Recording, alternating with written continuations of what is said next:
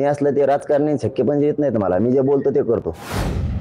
छगन भुजबळ ते कोणत्या मतदारसंघात देवेंद्र फडणवीस त्यांना घेऊन हिंदू द्या, ती गेलंच म्हणून समजायचं. अहो काही काही पाडेत असे आदिवासी समाजाचे तिथं आत्ताही 20-20 किलोमीटर जाता येत नाही. आत्ताही काय विकास केलाय. ते मराठा असू नाही तर ते कोणी असो, आमच्या विरोधात आमच्या अन्नदावशीत कोण कालित आहे? छगन भुजबळ ते कोणत्या मतदारसंघात देवेंद्र फडणवीस त्यांना घेऊन हिंदू देत, ती गेलंच म्हणून समजायचं. त्याला दोषी फक्त देवेंद्र फडणवीस असणार. त्याला जिथं घेऊन येईल तेव्हा मराठ्यांच्या अन्नात विष घालायला लागलाय आणि तुम्ही त्याला घेऊन येणार आमच्या विरोधात. जा घेऊन, तुमचा हक्क आहे कोणाचं कोणाला न्यायचं. आमचा हक्क आहे कोणाला पाडायचं आणि कोणाला निवडून आणायचं.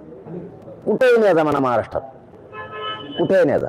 शहरात मुस्लिम समाजाची एक प्रेस झाली, त्यांनी सांगितलं की आम्ही जरांगी पाटलांच्या आंदोलनाला पूर्णपणे आमचा पाठिंबा आहे, परंतु आमच्या मुस्लिम आरक्षणासाठी थोडासा प्रयत्न करावा, मदत करायची. आता थोडासा याच्यापेक्षा किती असतो बा, मग आहेत का तर कोणीच केला नस.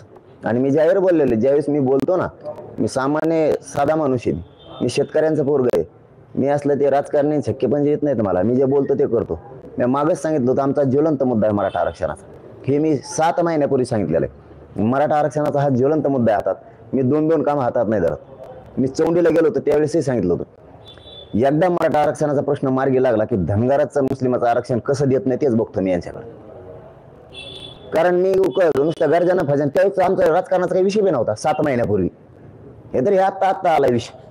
मग तेव्हा काय राजकारण डोक्यात होतं का? आम्ही नाही द्वेष करत एकमेकाचा, गाव खेड्यात नाहीत विरोधात आम्ही. हे दाखवलं जातं.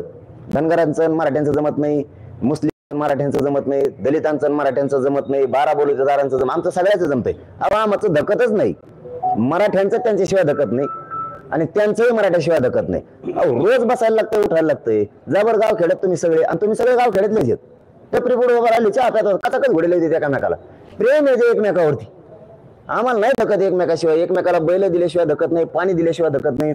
आम्हाला कुठे मोटरसायकल एकमेकाची घेतल्याशिवाय नाही जाता येत. सगळ्याकडेच मोटरसायकल नाहीत, सगळ्याच मराठ्याकडे मोटरसायकल नाहीत, सगळ्याच ओबीसीकडे नाही आहेत. आम्हाला एकमेकाला सगळ्या मदतीला यायला लागतं, एकमेकाला बैल द्यायला लागतात, आवतं द्यायला लागतात, एकमेकाची पेरणी जावं लागतं. सगळ्याकडे ट्रॅक्टर नाहीत, आम्हाला एकमेकाचे ट्रॅक्टर पण हाणायला लागतात.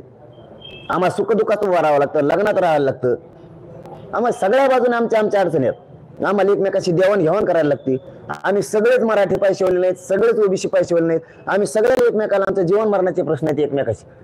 रोज आम्हाला एकमेकाचं भविष्यात दैनंदिन जीवनात दैनंदिन अडचणीत एकमेकाच्या उभं राहायला लागतं. हे दाखवते ते 10-15 माकडे आहेत का त्यांचे, आणि आमचे काय झाडाचे असे नाही, आमचे 10-15 जण आमच्यावर जळत आहेत. हे फक्त यांच्या राजकीय फायद्यासाठी आमच्यात दिलं पेटून यांनी, पण आमच्यात पेटत नाही. नसता गाव खेड्यात आतापर्यंत काय झालं असतं. कधीच ओबीसी आणि मराठा एकमेकाच्या अंगावर गाव खेड्यातला जाणार नाही. वास्तवामध्ये चौकशी केली, शरद पवारांना हा रेट केलं, त्यानंतर देवेंद्र फडणवीस असेल किंवा छगन भुजबळ, परंतु एकनाथ शिंदे असू दे किंवा नानाजी सावंत असू दे, यांच्याविषयी तुम्ही काही एक शब्द देखील तुला शब्द देखील बोलला नाही. पॉझिटिव्ह आहे तुम्ही त्या एकनाथ शिंदे आणि नानाजी सावंत म्हणजे त्यांचे सुरू करावं का लगेच? जे बोलल त्याला मी सोडत नाही. माझा पहिल्यापासूनचा रूल आहे, माणूस बोलला की मी वाजविलाच. मग तो मराठीचा असू नाही ते कोणाचा असू. मी बळच कोणाच्या वाट कधीच गेलो नाही. मला एकदा दाखवून द्या की तो बळच आमच्या मागा लागला, एक बी दाखवा. मी खुनशी नाहीये, मी बळच भांडण करणारा माणूस नाहीये. मी तुम्हाला क्लिअर सांगतो, पत्रकार बांधवांशी उत्तर देणं किंवा चर्चा करणं एवढी सोपी गोष्ट नाहीये. एवढी पब्लिक जर दुसऱ्याकडे असते ना एखाद्याकडे, त्याने आता मरणाचा ठिकाणा केला असता. मी माझी पाटणं थोपटून घेत. एवढा मोठा लाखात करोडा समाज असो, मी थोडी सुद्धा माझी नीट ढवळ दिलेली नाही, थोडी सुद्धा. मी वाईट पाऊल टाकतच नाही. कारण मी जाणतो राज्य कशासाठी आहे, कोणासाठी आहे, कायदा कशासाठी आहे, लोकशाही कशासाठी आहे, कायदा सुव्यवस्था का बिघडली नाही पाहिजे, कोणाची इच्छा बिघडली पाहिजे, कोणाचं स्वप्न साकार. उगाच उठला आणि पळाला आणि लगेच बोलला, मी असं कधीच करत नाही. मी अंगावरही कोणाला घेत नाही. माझ्या अंगावर आलं मी सोडत नाही. ते किती मोठा असू नाही, ते गुंडा असू नाही, फंड असू, मोजितच नाही मी त्याला. विधानसभेमध्ये नेमकी भूमिका काय असणार? लोकसभेला म्हणजे 11 नवंबरला मागे घेतली, तर आता विधानसभेला फायनली तुमचं ठरलंय का? आणि 29 तारखेला सांगतो ना, तुम्ही आता सगळं उकरून काढा लागले बा. मग आता काढ सगळा 5 का ना आमचा, इतक्या लोक सांगितलं. आपण म्हणताय की एकनाथ शिंदेच्या बाबतीत आपण भूमिका मांडली, परंतु वाशीत बोलून मुख्यमंत्र्यांनीच आश्वासन दिलं ना, राज्याचे प्रमुख मुख्यमंत्री आहेत, तुम्ही उपमुख्यमंत्र्यांबाबतीत बोलताना मुख्यमंत्री जे राज्याचे प्रमुख आहेत त्यांच्यावर तुम्ही बोलत नाही. तुम्ही मागच्या वाईट बघितल्याच नाहीत वाटतं. मी लय धुतो, पण आता त्यांनी 13 तारखेपर्यंत वेळ घेतलेला आहे, ऑगस्टपर्यंत. का बोलून होते आधीच नाही दिल्यावर बघतोच. आणि मी खरंच नाही इथून पाठीमागं चुकलेल्याला सोडलं नाही. मला बघा, मी तुम्हाला प्रामाणिकपणा सांगतो, मी पत्रकार परिषदा घेतो आणि बोलायचं म्हणून कधीच बोलत नाही. मी फक्त समाजाचा आहे. मला कोणत्या नेत्याचं देणं घेणं नाही, कोणत्या आमदार मंत्र्याचं नाही, कोणत्या पक्षाचं बी नाही, काहीच देणं घेणं नाही मला. मी मित्रत्व करण्यासाठी हे आंदोलन उभा केलेलंच नाही. माझा समाज मोठा करायचा, माझ्या समाजाची शक्ती वाढवायची, माझ्या समाजाचे लेकर अधिकारी झाले पाहिजे, त्यासाठी हे आंदोलन, बाकी कोणासाठी नाही. मग कोणत्या पक्षाचा असू देत, चुकला की हुकलाच, पण आता नाही, आता पाळडाच म्हणायचा. आता चुकला की पाळडाच. तुम्ही काल भाषणामध्ये हे म्हटले की या नेत्यांना मिळत लागणं की मी कुणाचा आहे. हो ना राव, काय खोटं बोललो का? काय याच्या आधीच असं होतं, मी तिकडं होतो त्या टायमाला. आधी तर म्हणले हे शरद पवारांचा माणूस, नंतर दुसऱ्याच दिवशी सकाळी म्हणले नाही नाही म्हणे ते एकनाथ शिंदेचा माणूस. त्याला तिथं मी ओळखला त्यांचा, नाही म्हणले उद्धव ठाकरेचा माणूस. नंतर ते सगळं सोडून दिलं आणि कोणचा पक्ष आहे काय होते नाव माहिती नंतर त्यांचंच आहे म्हणे, तिथं मिळण्याला लागला यांना. म्हणजे हा हे लयच वेगळे आहेत. आणि मी यांना कळालेलं आहे मी कोणाचा आहे. फक्त आता ते होतंय का मनदूषित मराठ्याचं, होतंय का मनदूषित मराठ्याचा एक प्रयत्न करायला लागलेत. त्यांना माहिती आहे मी फक्त मराठ्यांचा महामालक मराठा, आणि मराठ्यांची शक्ती पुढे कोणाची सत्ता टिकू शकत नाही, कोणाचीच कसल्याच पक्षाची पावर नाही टिकू शकत. तुम्ही नेहमी म्हणता की समाजाच्या रेट्या पुढे कुठलंही राजकारण टिकत नसतं. तो रेटा द्यायची वेळ आलेली आहे. विधानसभेच्या तोंडावर मराठा समाज सगळं एकत्रित आलेला आहे. आता समाजाचा रेटा, आणि तुम्ही मुद्दामून आता एक गोष्ट बोलताय, गरिबांची लाट म्हणजे गरीब समाजाचा रेटा आता बसणार सरकार का नाही बसणार? नाही दिल्यावर माझा आणखी नाही तीच मनस्थिती आहे. माझी आणखी नियत फिरलेली नाही. मला आणि माझ्या समाजाला राजकारणात नाही जायचं. नाही तर एवढी पब्लिक असल्याच्या नंतर माणूस सहज बोलून जाणार लढायचं म्हणून. मी आणखी नाही सांगतो, मला माझ्या समाजाला आम्हाला राजकारणात नाही जायचं, आमची इच्छा नाही. आमचं स्वप्न फक्त आहे आमच्या लेकरांना आरक्षण देऊन मोठं करायचं. तुम्ही नाही दिलं तर आमच्या पुढं पर्याय काय? आणि हे खरं आहे की या 75 वर्षात गरिबांची लाट कधीच आलेली नाही. कोणत्या नेत्याची आलेली आहे तुम्ही शोधा, इथून तिथून कोणाच तरी नावाने लाट आलेली आहे. गरिबांची लाट कधीच आलेली नाही. ही पहिली अशी लाट आहे गरिबांची, आणि सगळ्या जातींना वाटतं आता की या लाटेत आपण सहभागी व्हायचं. मग जात कोणची असू द्या, बाराबलुतेदारांपासून, मुस्लिमांपासून, दलितांपासून, सगळ्या समाजाच्या लोकांची आता इच्छा आहे की एकदा होऊन जाऊ दे. ही गरिबांची लाट आहे. गरिबाची जर सत्ता आली तर गरिबाचे काम होते. आणि तुम्हाला जाहीर सांगतो मी आज या प्रेसच्या माध्यमातून, जर गरिबाची सत्ता आली तर कोणाच्याच आरक्षणाचाही प्रश्न राहणार नाही. कारण गरिबाला गरिबाची जाण असते. शेतकऱ्यांचा सुद्धा कोणताच प्रश्न राहणार नाही, कारण गरीब ह्योच शेतकरी. तो जर तिथं बसला, शेतीचे सुद्धा प्रश्न राहत नाही. व्यवसाय करणारे सुद्धा शेतकऱ्यांचेच पोर आहेत. व्यवसाय करणाऱ्यांना सुद्धा अडचणी येणार नाहीत गरिबाची सत्ता आली. आणि व्यावसायिक गरिबांचे पोरं कसे बनवायचे, ही गरिबाची सत्ता आल्यावरच बनू शकते. श्रीमंताचा माणूस श्रीमंताचंच पोरग येणार. औद्योगिक विकास जे म्हणलं जातं ते औद्योगिक विकास फक्त मंत्र्याच्या पोराचाच होणार, गरिबाचा कवाच नाही. तो कवा बी वॉचमॅन म्हणून काठी घेऊनच राहणार. गरिबाची आली तरच त्याच्या हातातली वॉचमॅनाची काठी सुटणार. मग आता ही विधानसभा पक्षापक्षामध्ये लढल्या न जाता सर्व पक्ष विरुद्ध गरिबांची लाट अशीच होणारच, कारण प्रश्नच गरिबाचे आहेत. आणि गरिबांनी त्यांना तिथं ते प्रश्न सोडवण्यासाठी बसवले, पण गरिबाचे प्रश्न सोडवले जात नाही. म्हणून इथंही आता गरीबच आणि तिथंही गरीबच. ज्यावेळेस वरही गरीब आणि खाली गरीब राहील त्यावेळेस सगळा समान कारभार चालणार. शेतीचाही प्रगतीकडे शेतीचा बी व्यवसाय जाणार, शेतकऱ्यांच्या मालाभावाचा बी विषय मार्गी निघणार, पाण्याचाही निघणार, लाईटचाही निघणार, काहीच राहणार नाही. कारण जो इथं करताय शेतात, ते शेतात करताच जर तिथं गेला तर त्याला इथले प्रश्न माहिती आहेत. त्याला यांच्यासारखं बांधावर येऊन बघायची काही गरज नाही. यांच्यासारखं त्याला पूर जर आला तर विमानातून बघायची काहीच गरज नाही. हेलिकॉप्टर त्याला माहिती आहे आता किती आला असं.